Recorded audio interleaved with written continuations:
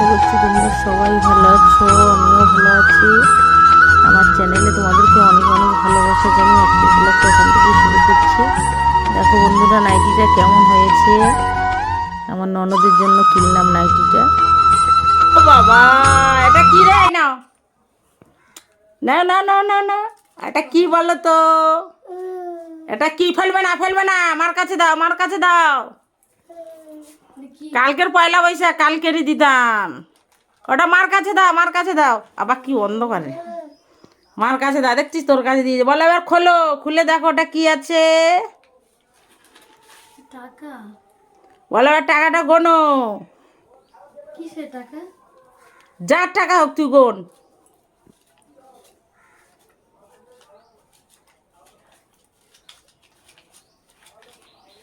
5,000। ব্যাস, এই টাকাটা আমার নাতিকে আমি দিয়েছি, বুঝতে পারছো? ওর দাদু দিয়েছে, আমি বলা ভুল। এই যে নাতির জন্য টাকাটা রেখে দিই, বুঝতে পারছিস? খরচা করবি না তুই, টাকাটা ফিক্সড করে রেখে দিই, পোস্ট অফিস হোক যেখানে। ও যখন বড় টড় হবে তখন টাকাটা বাড়বে, তখন কাজে লাগবে। এই মামা বন্ধুরা, আমার সামর্থ্য অনুযায়ী যতটুকু পারলাম, মানে যতটুকু পেরেছি নাতিকে দিয়েছি। কারণ সোনার জিনিস দেয়নি, কারণ সোনার জিনিস দিলেও বেকার, সেই বড় হয়ে পড়তে পারবে না। ওই জন্য যতটুকু সামর্থ্য আমার কুলিয়েছে আমি দিয়েছি। বললাম টাকাটা রেখে দিতে পোস্ট অফিসে। অনেক দিন থেকে দেবো দেবো ভাবছি, ওর দাদু পাঠিয়েছে, ওই জন্য দিয়ে দিলাম। এটা হচ্ছে আমার দেওরের মেয়ে, আমার সেজো দেওরের মেয়ে, আর ওর ছেলে হচ্ছে ওই কুট্টুস নাতি। আমাদের বাড়ির বংশের প্রথম নাতি হচ্ছে এইটা। কারণ আমার বর সবার শেষে বিয়ে করেছে, আমার বর সবার বড়। আর এটা হচ্ছে সেজো দেওরের মেয়ের ঘরে নাতি হয়ে গেছে, আমি সবার বড়। এটা হচ্ছে সেজোজার মেয়ে, আর তার নাতি হচ্ছে কুট্টুস। অবশ্যই কমেন্ট করে জানিও। সোনার জিনিস না দিয়ে টাকাটা দিলাম, টাকাটা বড় হয়ে কাজে লাগবে, ওর পড়াশোনার কাজে লাগাতে পারবে। ওই জন্য সেই ভেবেই দিলাম, ভবিষ্যতের কথা চিন্তা করেই দিলাম নাতিকে। বন্ধুরা, কেমন লাগছে? এই শাড়িটা মায়াপুর থেকে এনেছিলাম, শাড়িটা পরলাম আজকের। শাড়িটা এখনও মানে আঁচলও সেলাই করা হয়নি, কিচ্ছু করা হয়নি।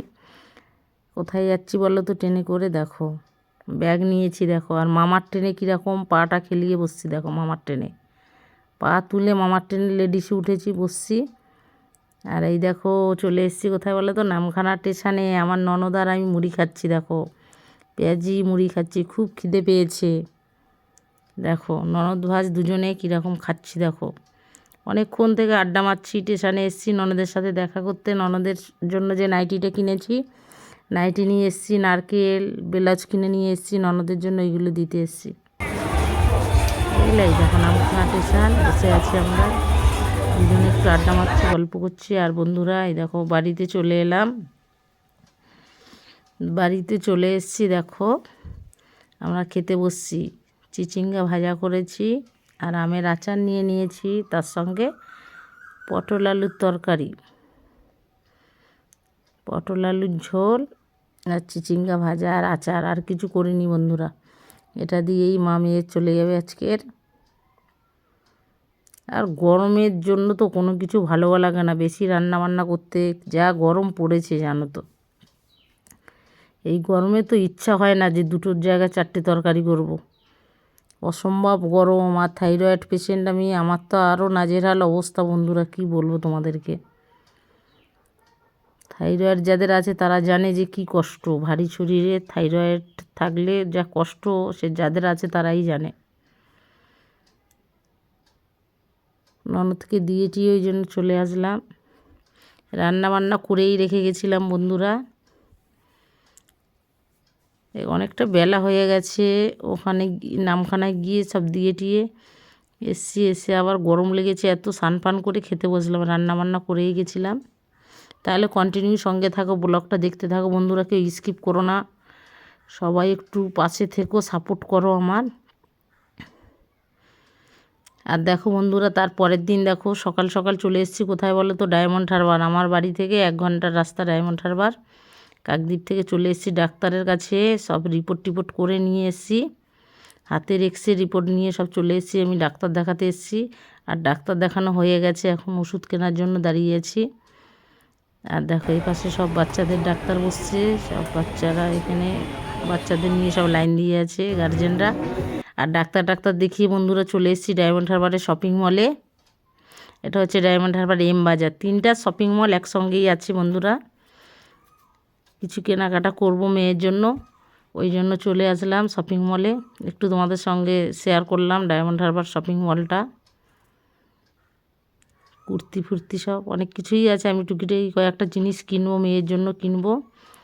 এবার দেখতে থাকো, কন্টিনিউ ব্লগটা সঙ্গে থাকো, পাশে থাকো, কেউ স্কিপ করো না, লাইক দিয়ে ভিডিওটা দেখা শুরু করো।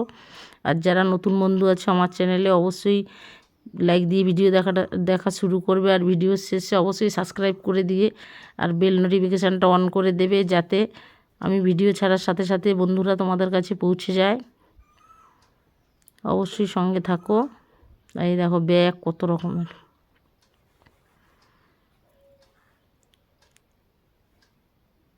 কেনাকাটা হয়ে গেল, বেরিয়ে যাচ্ছি বুঝলে। এখন বাইরে মানে কয়েকটা জিনিস মানে এখানে পাইনি আর কি, ওই জন্য বাইরে থেকে কিনবো।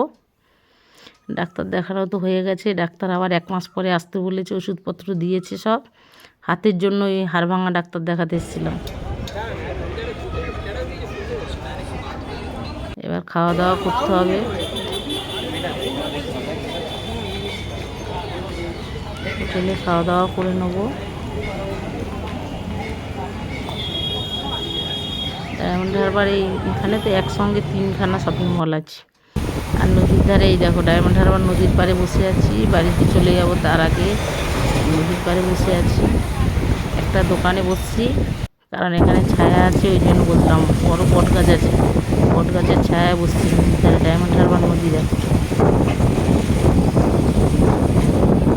দেখুনি দেখে নাও বন্ধুরা। ডায়মন্ড হারবার নদী দেখো, সমুদ্র, বড় নদী, প্রচুর লোক। সন্ধ্যের দিকে ভালো লাগে, প্রচুর লোক আসছে এখানে। ঘোরার খুব ভালো জায়গা ডায়মন্ড হারবারে। এখানে চা খাওয়ার জন্য বসছি, নদীর ধারে সব দোকানগুলো আছে, একটু দাম বেশি সব কিছুতে, আর বসার জায়গা করা আছে, ওই জন্য সবাই এখানেই বসে। বন্ধুরা এটা তার পরের দিনে চলে এলাম, তো ডাক্তার দেখিয়ে আর তোমাদের সামনে আসা হয়নি। দেখো কি কি রান্না করেছি, রান্নার মেনুগুলো দেখো। রান্না করার সময় আর ভিডিও করিনি। চিংড়ি মাছ দিয়ে কচুরলতি করেছি, আর করেছি কুমড়ো, ঝিঙা, আলু দিয়ে মাছের মাথা দিয়ে চচ্চড়ি, আর করেছি মৌরালা মাছের টক, পাকা তেঁতুল দিয়ে মৌরালা মাছের টক। দেখো লুতিটা তো বাম্পার হয়েছে মনে হচ্ছে, খুব সুন্দর হয়েছে। দেখে কি মনে হচ্ছে, চিংড়ি দিয়েছি, বড় বড় চিংড়ি দিয়ে সর্ষে বাটা দিয়ে কচুরলতি করেছি, দারুণ টেস্টি হয়েছিল, দারুণ খেতে। কচুরলতিটা দারুণ হয়েছিল। কচুরলতি রান্না করেছি, আর কাতলা মাছের মাথা দিয়ে কুমড়ো, আলু, ঝিঙে দিয়ে এটা চচ্চড়ি করেছি, একদম শুকনো শুকনো করে তরকারি। আর মৌরালা মাছ দেখো প্রচুর বেশি ভাজা হয়ে গেছে মাছগুলো।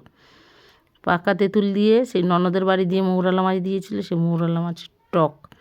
আর দেখো আমার দেওরের ছেলে একটা নতুন ব্যাট কিনে এনেছে, ওর মা, ওই দেখো ব্যাটটা দেখাতে এসে আমি এবার কুরকুরি দিলাম, চিপস দিয়েছি, খাচ্ছে বসে বসে। আর একটা জায়গায় এসছি দেখো বন্ধুরা, এটা হচ্ছে মানে আমার বাড়ি থেকে 40-45 মিনিট লাগে ট্রেনে। ওখানে এসছি জমি দেখার জন্য, জমি দেখতে এসছি। কী ব্যাপার পরে একদিন ভিডিওতে তোমাদের সঙ্গে গল্প করব এই বিষয়টা নিয়ে, পরে একদিন গল্প করব। আমার বাড়ি থেকে 45 মিনিটের রাস্তা, চলে এসছি 45 মিনিট, হ্যাঁ 45 মিনিট হবে। আর দেখো এখানে একটা পঞ্চাননতলা বলে এখানে মন্দির আছে, দেখো পঞ্চাননতলা, এখানে সমস্ত পুজো হয়, গ্রাম পুজো হয়। আর দেখেছো, দেখে নিশ্চয়ই বুঝতে পারছো, সানের ঘাট আছে, বড় পুকুর, গ্রামের এটা। পরিবেশটা কেমন লাগছে বলবে তোমাদের। আর একদিন যাবো যখন, ঘুরিয়ে ঘুরিয়ে দেখাবো কি ব্যাপার, কি এখানে কেন এসছি, কী কারণে এসছি, তোমাদের পরে একদিন ভিডিওর মধ্যে অবশ্যই বলবো বন্ধুরা। গ্রাম্য পরিবেশ খুব সুন্দর, চারিদিকে সবুজে সবুজ ঘেরা জানো। আর ওটা হচ্ছে রাস্তার ধারে গ্রামের মন্দির। ওখানে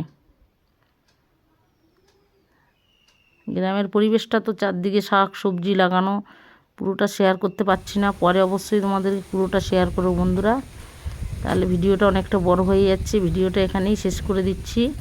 যদি ভালো লেগে থাকে অবশ্যই লাইক কমেন্ট সাবস্ক্রাইব করতে ভুলবে না, আর বেল আইকনটা অবশ্যই অন করে রাখবে, বেল নোটিফিকেশানটা অন করে রাখবে যাতে ভিডিও ছাড়ার সাথে সাথে বন্ধুরা তোমাদের কাছে পৌঁছে যায়।